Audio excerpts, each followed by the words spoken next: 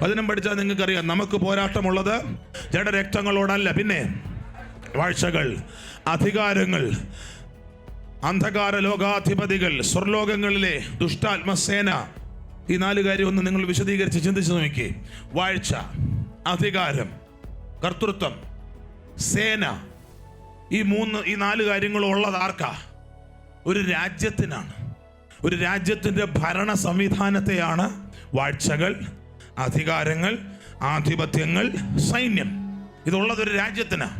അപ്പം നമുക്ക് പോരാട്ടമുള്ളത്, സൈന്യമുള്ളത് വ്യക്തിക്കാണോ രാജ്യത്തിനാണോ? രാജ്യത്തിനാണ്. നമുക്ക് പോരാട്ടമുള്ളത് ഒരു സൈന്യത്തോടാണെങ്കിൽ അതിൻ്റെ അർത്ഥം നമുക്ക് പോരാട്ടമുള്ളത് ഒരു രാജ്യത്തോടാണ്. ഹല്ലേലൂയ. നമുക്കൊരു രാജ്യത്തോട് പോരാട്ടമുണ്ടെങ്കിൽ ആ രാജ്യത്തോട് നമ്മൾ വ്യക്തിയായിട്ടല്ല പോരാടുന്നത്, നമ്മളും ദൈവരാജ്യത്തിൻ്റെ ഭാഗമായി നിന്നുകൊണ്ടാണ് ആ രാജ്യത്തോട് പോരാടുന്നത്. നീ ദൈവരാജ്യത്തിന് വേണ്ടി നിൽക്കുമ്പോൾ നിന്റെ ഉപവാസത്തിലും നിന്റെ പ്രാർത്ഥനയിലും നിന്റെ അറിവിലും ഇല്ലാത്ത ഗ്രേസ് ദൈവരാജ്യത്തിൽ നീ നിൽക്കുന്നത് കൊണ്ട് നിന്നെ രാജ്യം കവർ ചെയ്യും. രാജ്യം കവർ ചെയ്യും. പ്രിയമുള്ളവരെ, സേനയോട് പോരാടേണ്ടത് സേനയാണ്, രാജ്യത്തോട് പോരാടേണ്ടത് രാജ്യമാണ്.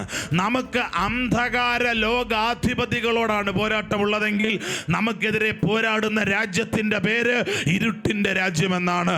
ഇരുട്ടിൻ്റെ രാജ്യം എനിക്കെതിരെ പോരാടുമ്പോൾ ഞാനൊരു വ്യക്തി എന്ന നിലയിലല്ല അതിനെതിരെ യുദ്ധം ചെയ്യുന്നത്.